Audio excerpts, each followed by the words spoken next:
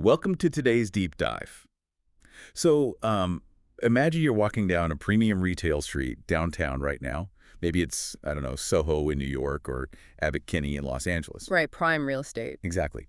And wedged right between this legacy luxury brand and a massive department store, there's a sleek new storefront for a company that, until literally yesterday, you thought only existed as a targeted ad on your Instagram feed. It is happening everywhere. You're just walking along and boom, there's that DTC brand you just bought socks from online. Yeah.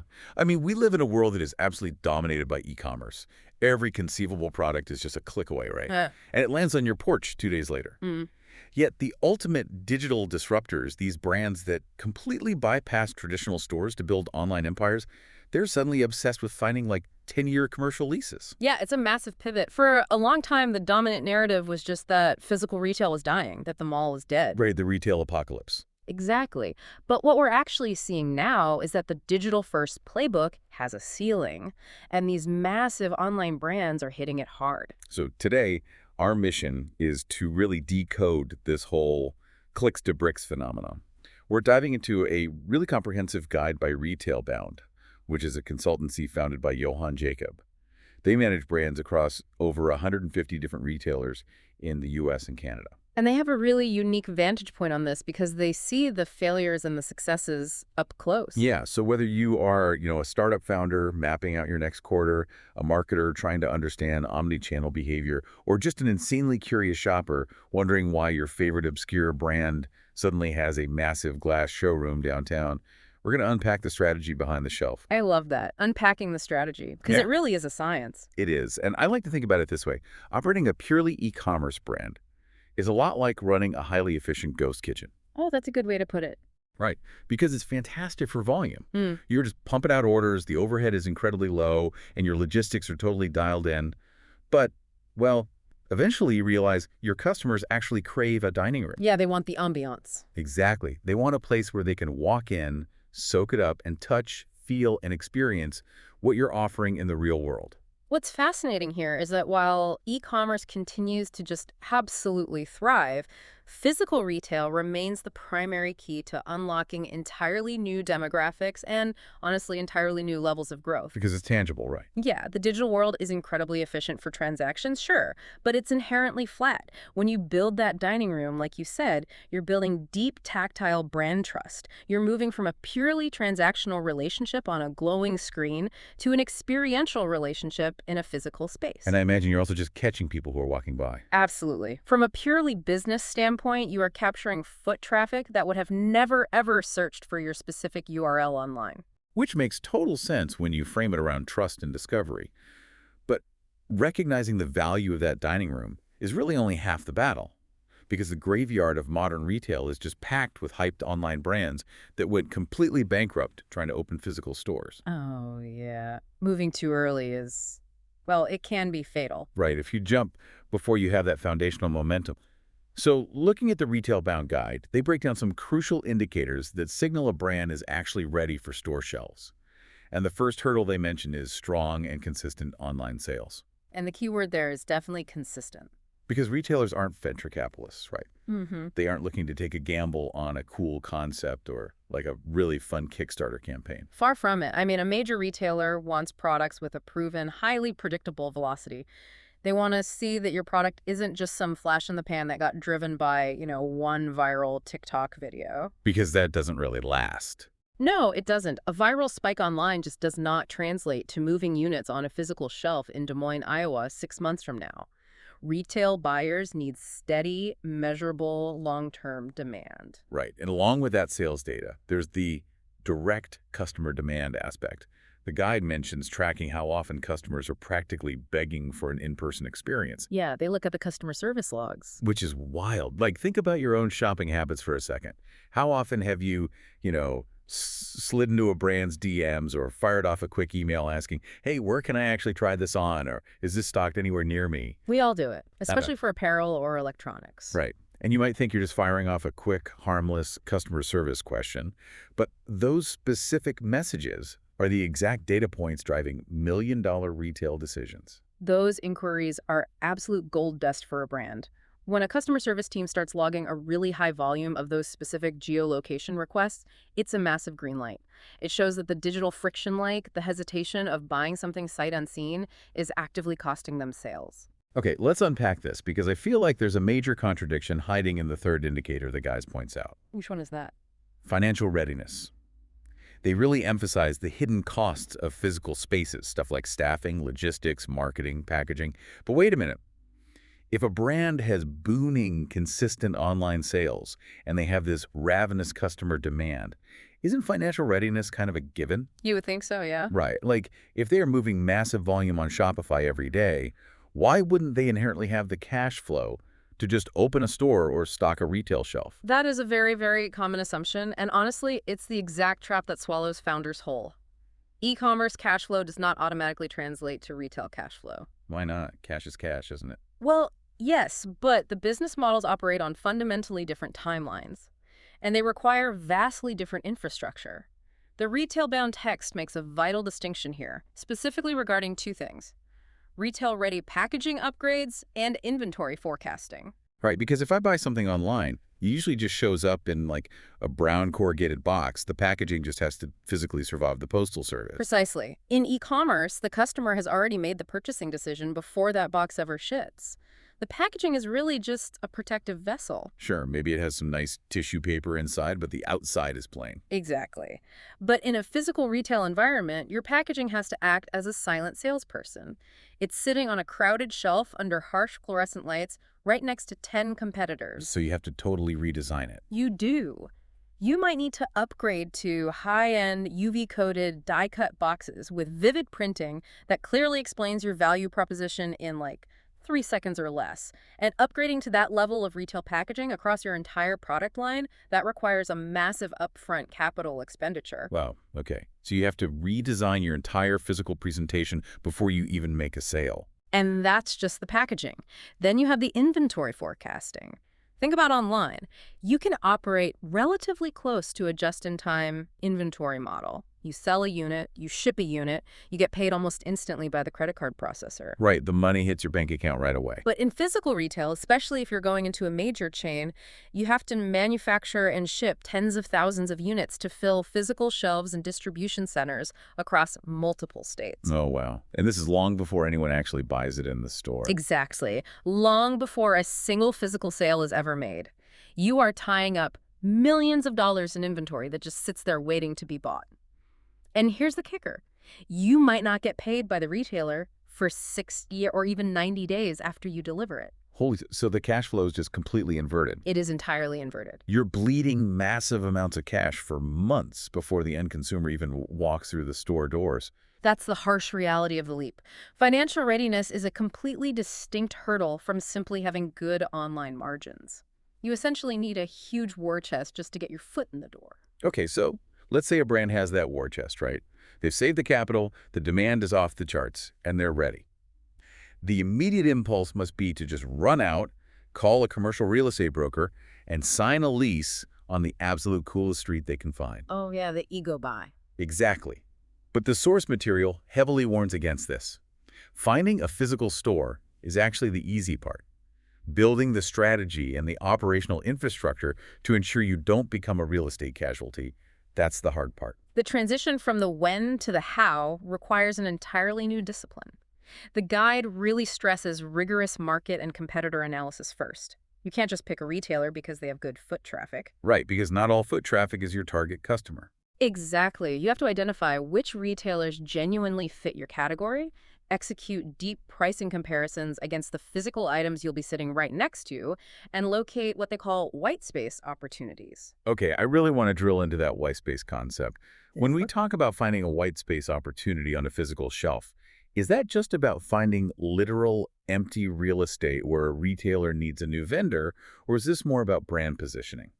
If we connect this to the bigger picture, finding white space is entirely about ensuring your move is strategic, not reactive. It's deep brand positioning. Meaning what exactly? It means knowing exactly who you're sitting next to in that specific aisle and understanding precisely why your product stands out.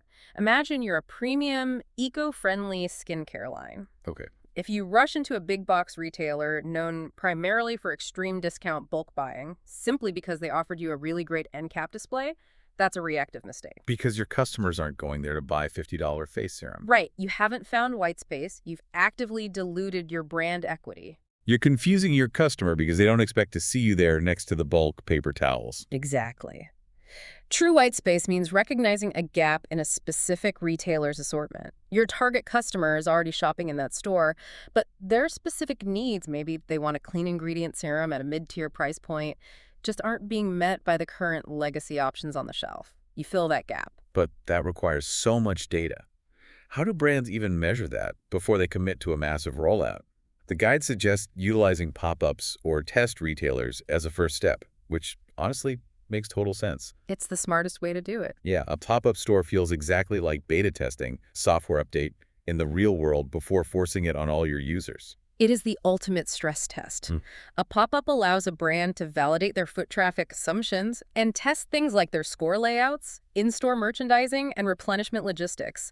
And they can do it without being locked into a rigid 5-year commercial lease. And they can actually track how people behave in the space, right? Oh, absolutely. They utilize modern tools like mobile device geolocation tracking to understand pedestrian flow outside the store, or heat mapping cameras inside the pop-up to see which displays actually draw the eye. It lets them gather hard, actionable data. So it takes it from an abstract gamble to a calculated science experiment. Precisely. And honestly, discussing all this infrastructure like foot traffic tracking, pricing matrices, replenishment logistics, it can start to feel a bit theoretical. I think to really grasp this, we need to look at the brands that actually engineer this transition flawlessly. We need to move from theory into application. Yeah, the Retailbound text highlights several pioneer brands that didn't just survive the jump to physical retail. They essentially wrote the modern playbook for it. Warby Parker is the classic example here. Oh, the gold standard. Right. They famously started 100% online, mailing people multiple pairs of glasses to try on at home. But they quickly hit a friction point because no matter how good the e-commerce experience was, customers fundamentally needed to try frames on their actual faces and have real-time adjustments made before committing. The logistics of shipping those boxes back and forth were just brutal, so they opened physical showrooms. And what's brilliant is they didn't just open stores to hold inventory, they integrated the service aspect. Today, those stores offer on-site eye exams. Which you obviously can't do online. Exactly. They took the frictionless convenience of e-commerce and blended it seamlessly with the absolute necessity of in-store medical service. And then Casper followed a really similar trajectory, right? They disrupted the mattress industry by shipping a bed in a box directly to your door. But as an online-only company, they hit this massive hurdle of consumer hesitation. Mattresses are tough. Yeah, buying a mattress is a high-consideration, highly intimate purchase. People do not want to buy it sight unseen. So physical showrooms completely eliminated that hesitation. You go in, you lay on the bed, you build the trust, and then they ship it to you. It bridges the gap perfectly. But the third brand the guide mentions is Bonobos, the menswear company. And they pioneered what they call the guide shop model. The guide shop is arguably one of the most brilliant operational pivots in modern retail history, mostly because it entirely reimagined the core function of what a store even is. Okay, here's where it gets really interesting, and I have to challenge the logic of this a bit. All right, let's hear it. So the guide shop model dictates that I walk into a physical Bonobos store, I have a great time trying on a bunch of different shirts and pants, I find the exact fit I like, and then I leave completely empty-handed to wait for delivery to my house a few days later. Doesn't that totally defeat the purpose of the instant gratification that physical retail is built on? I completely see why you'd ask that. Like, if I can't walk out with a shirt and a shopping bag to wear out that night, why even bother going to the store? It's a fantastic observation, and yes, it does sacrifice a bit of that instant gratification, but it solves the massive, crippling financial readiness and inventory problems we discussed earlier. How so? Well, let's look at traditional apparel retail. A standard clothing store has to physically stock every single shirt in every single color in every single size, from extra small all the way to XXL. Oh, man. The dreaded SKU proliferation. Exactly that. The sheer amount of capital tied up in that backroom inventory is staggering. And worse, a huge percentage of those odd sizes or, less popular colors go unsold. And then they have to put them on the clearance rack. Right. Forcing the brand to liquidate them at a massive discount, which just destroys their profit margins. The genius of the hybrid guide shop approach is that it gives the customer the vital touch, feel, and fit experience they demand. You know the fabric feels premium, you know the medium fits your shoulders perfectly, but the store only needs to stock one medium blue shirt for everyone to try on. Ah, so they don't need a massive back room stuffed with 50 medium blue shirts, just hoping 50 guys walk in that week to buy them. They don't even have a back room. They utilize the lean, centralized inventory efficiency of an e-commerce warehouse, combined with the experiential benefit of brick and mortar. Wow. Okay. You might not walk out with the shirt that afternoon, but the brand has secured your trust, they've locked in the sale, they've completely protected their profit margins from clearance markdowns, and they've drastically reduced their physical real estate footprint because they don't need storage space. It's basically like having your cake and eating it too from a logistics standpoint. You're essentially walking into a physical website. That's a great way to describe it. And the success of Warby Parker and Bonobos proves a much larger macro point. Physical retail isn't replacing e-commerce, and e-commerce certainly didn't kill physical retail. They are actively merging. Which leads us to the final major theme of the source material. The future of retail is a fully blended omni-channel experience. Yeah, omnichannel is no longer just a buzzword thrown around in marketing seminars. It is the absolute baseline standard today. People just expect it now. Modern consumers expect total fluidity. They want a consistent brand experience, whether they are browsing online at midnight from their couch, visiting a physical showroom on a Saturday afternoon, or interacting with a targeted ad on a mobile app. It all has to feel like one unified brand. And the guide points out the specific services that bridge this gap, like seamless in-store returns for items bought online, same-day delivery, and BOPIs. I love BOPIs. Buy online, pick up in-store. It's huge. To me, BOPIS is the retail equivalent of a fast food drive-thru. You get the maximum digital convenience of browsing and paying on your phone. You skip all the friction of hunting through aisles, but you still physically interact with the brand's brick-and-mortar location. And that physical interaction is key because it drives foot traffic. Think about it.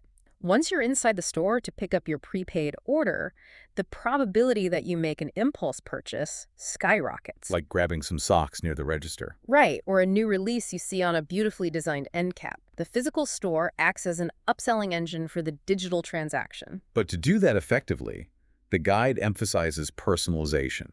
They talk about using e-commerce data to tailor the in-store experience. Custom offers, loyalty rewards, hyper-tailored product recommendations based on your digital cart history. It's all about leveraging the data. Now, with all this talk about leveraging our online data for in-store personalization, aren't stores essentially becoming physical cookies? Like, they're tracking our behavior in the real world the exact same way a web browser tracks our clicks. They absolutely are, and the source material actively advocates for this level of integration to drive repeat purchases. Think about it. If a brand knows from your online profile that you buy a specific model of running shoe every 6 months, their physical store systems should know that the second you scan your loyalty app or use your credit card at the register. So the cashier sees it right on the screen. Exactly. The sales associate can then offer you a highly relevant custom discount on the matching performance socks. But this raises an important question. How can brands balance this deep, data-hungry personalization with the harsh physical constraints of a brick-and-mortar store? Because you can't just spawn a new aisle. Right. You can't endlessly expand a physical shelf the way you can infinitely expand a website's product categories. Which brings in a massive operational challenge. You have all this data telling you exactly what people want, but you only have, say, 2,000 square feet of store to actually give it to them. And this is where the conversation naturally intersects with sustainability, which, by the way, is a major non-negotiable demand from today's consumers. Eco-friendly practices and waste-reducing strategies aren't just good PR anymore. They build massive brand trust. So how does the data help with sustainability? The incredible advantage of the omnichannel future is that you use your physical cookie data not just to aggressively cross-sell, but to stock your stores exponentially smarter. Ah. So you're using the digital data to curate the physical space. Precisely. If your e-commerce data tells you exactly what demographics in a specific 5-mile radius are buying, you only stock those specific profiles in the local store. You don't send the heavy winter coats to the Miami store. Exactly. You dramatically reduce wasted, dead inventory. Furthermore, by not blindly shipping thousands of units of unwanted product to a store just to fill shelves, only to inevitably ship them back to a liquidator 6 months later, you entirely eliminate a massive carbon footprint. You create a highly personalized and inherently highly sustainable physical footprint. The data actually makes the physical store greener. It's not just stuffed with random speculative inventory hoping someone wanders in and buys it. It's a totally surgical operation. The omnichannel approach, when it's executed at the highest level, is as much about profound operational waste reduction as it is about customer convenience. So what does this all mean? If we step back from the granular logistics and look at the whole picture, expanding from clicks to bricks is clearly not about a brand abandoning the internet. Not at all. It's a sophisticated, really powerful growth engine designed to elevate brand equity by giving people a real-world tactile connection to the products they already love. But it is an incredibly dangerous leap if made lightly. Very dangerous. It requires actively listening to your customer demand, taking a brutally honest look at your financial reality and the hidden capital requirements of retail, and obsessively planning your market positioning and inventory infrastructure. It requires a level of rigorous, data-driven strategy that goes far beyond just having a cool product and a good Instagram aesthetic. You are building a complex ecosystem. And for you listening, whether you're in the trenches actively building a consumer brand, or you're just out there buying a mattress, pair of glasses, or a shirt, understanding this omni-channel blending explains so much about why our modern shopping experiences look and feel the way they do today. It's why your favorite online store suddenly wants to meet you in person, and why they seem to know exactly what you want when you walk through the door. It really is seamless when done right. And of course, if you're a product creator, staring down this exact transition, trying to figure out how to get onto those major shelves, the source material notes that looking into a Retailbound consultation with someone like Johann Jacob could be a pretty powerful next step to help navigate those murky waters. Definitely. Before we wrap up, I want to leave you with something to ponder that wasn't explicitly spelled out in the text, but builds directly on all the mechanics we've unpacked today. Oh, I like this. What is it? Well, we have spent this entire time talking about how a brand's online success and digital data dictate their physical store strategy. But I want you to think about the reverse. As these digital-first brands gather incredibly rich in-person feedback from these new physical showrooms, literally watching how you physically interact with a product, seeing where your eyes naturally dart, noting which fabric you touch first and which one you ignore, how long before the physical store becomes the primary research and development lab? Wow. Right. How long until the insights gathered on the sales floor dictate exactly what they design for their next digital launch? The feedback loop is no longer a one-way street from clicks to bricks. The bricks are now actively informing the clicks. That is a fascinating way to look at it. The dining room isn't just where you serve the food, it's the test kitchen, where you figure out the recipe for the next menu. The ghost kitchen and the dining room are finally talking to each other, and the consumer gets a much better experience because of it. Thank you for joining us on this deep dive. We will catch you next time.